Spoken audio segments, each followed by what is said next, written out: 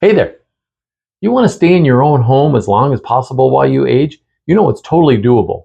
Just set yourself up with your house so it's completely safe, it's comfortable, and keeps you independent, right? Today I'm going to go through the 5 most important modifications you can make in your home so you can not just be safe, comfortable, and independent, but it actually is enjoyable. Stick around. Hey there, I'm Mitch Schwartz with Keller Williams Realty, the senior focused real estate agent in Las Vegas, Nevada. You know, for a lot of my clients, moving to an assisted living is not their goal.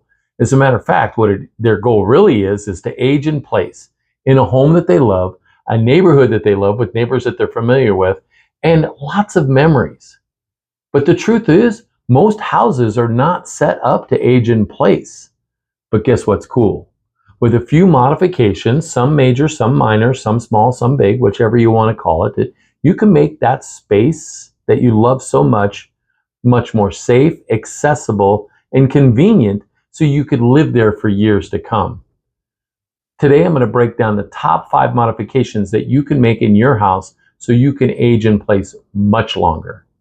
Here's the number one thing I think you should do.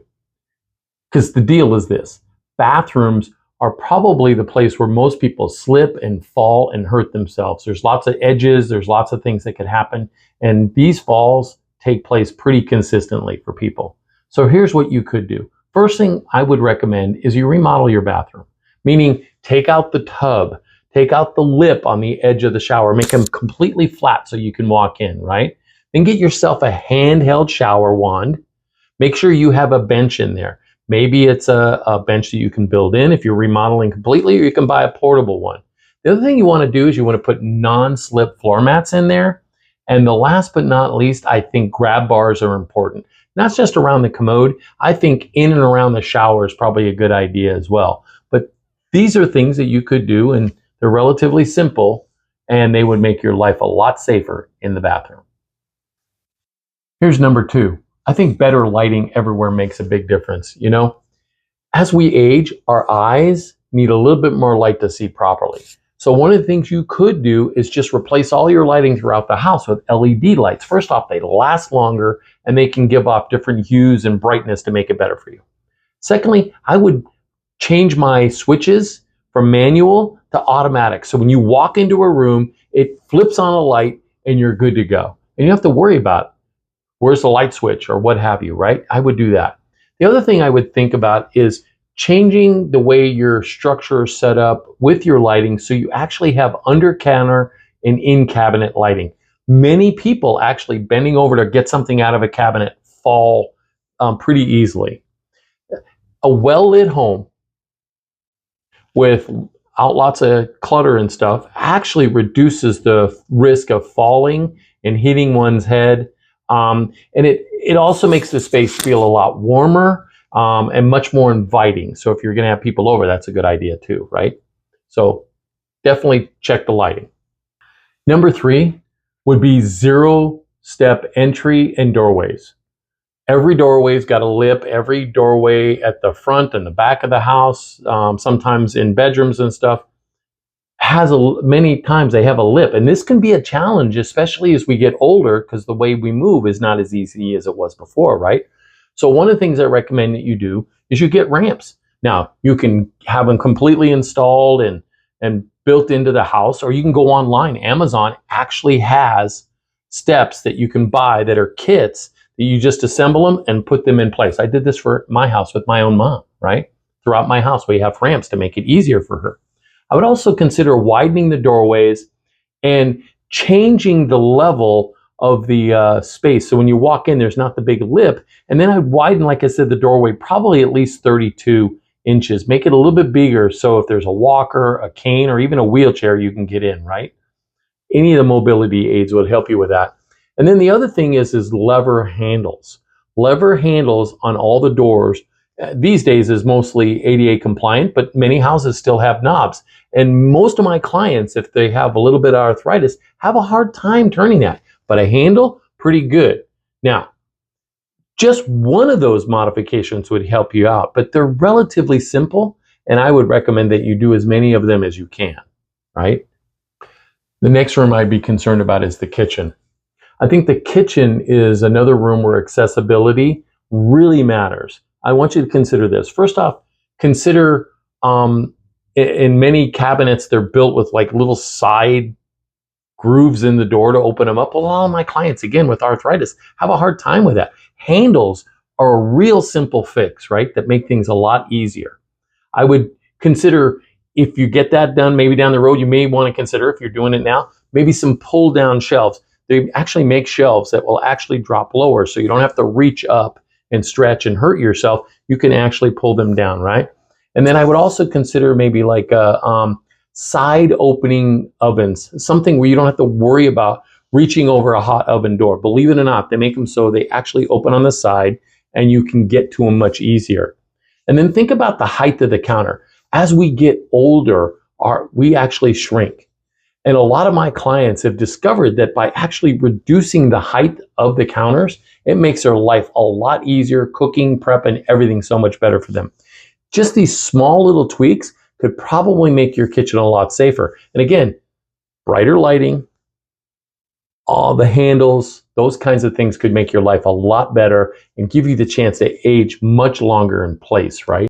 Now here's one, and you're gonna go, what? Smart home technology. Technology can be really your friend when it comes to aging in place. And what I mean by that is there's little upgrades you can do. So you can have smart doorbells with video, like a Ring. I have that at my house. I love it. And that way you can answer from wherever you happen to be. And as a matter of fact, you can answer from your phone while you're at the store, so somebody still thinks you're there. So if you're concerned about people coming when you're not around, you want them to give the impression that you're there, you can do that, right? Then I would also think about voice-activated assistants. Things like Alexa or Google can help you control lights and thermostats and even call a friend if necessary, right? That was something I do. And then the other thing, and I have my mom, even in my house, I ask her to wear a medical alert device. That way, in case she falls, it will call me. It doesn't matter where I am. If she falls, the system's designed to call me, and then I call an emergency or check on her. These tools, just those few technology tools, can make your life a lot easier. And I can assure you, if you're a senior listening to this, it'll make your adult children feel happier that you're safer and more comfortable. And if you're an adult child, these are things you definitely want to consider, especially if your folks are alone and living in their own home.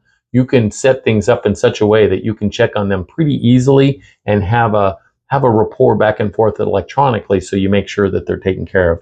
And there's no, I guess, concern, right? I'm always worried about my mom falling.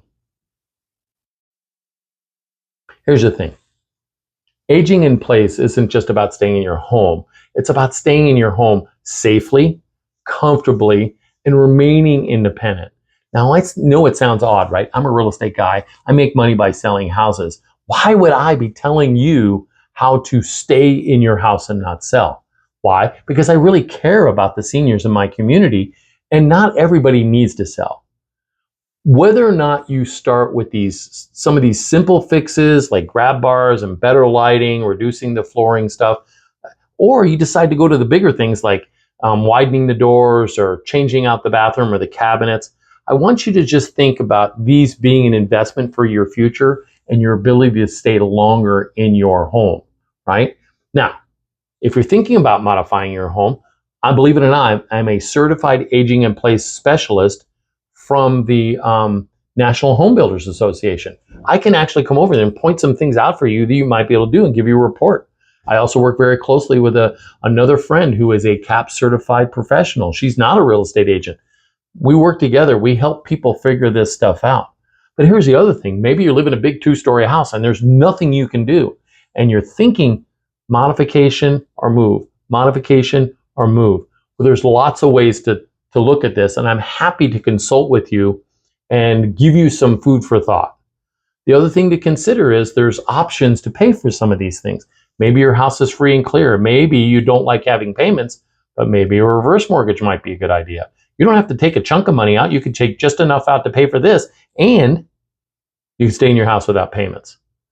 What I'm asking you to do is, if you're thinking about anything at all, I would ask that you reach out to me for a no obligation at all consultation. You can call me directly on my cell phone, 702-303-0040, right? Or you can, in the description, there's a link there that you can click on that will allow you to schedule a 15-minute no obligation phone call with me. It'll show up on my schedule, it'll show up on your schedule, and I will call you on the time that you pick, right? That way we can have a conversation and see what works best for you. Thanks for watching my videos.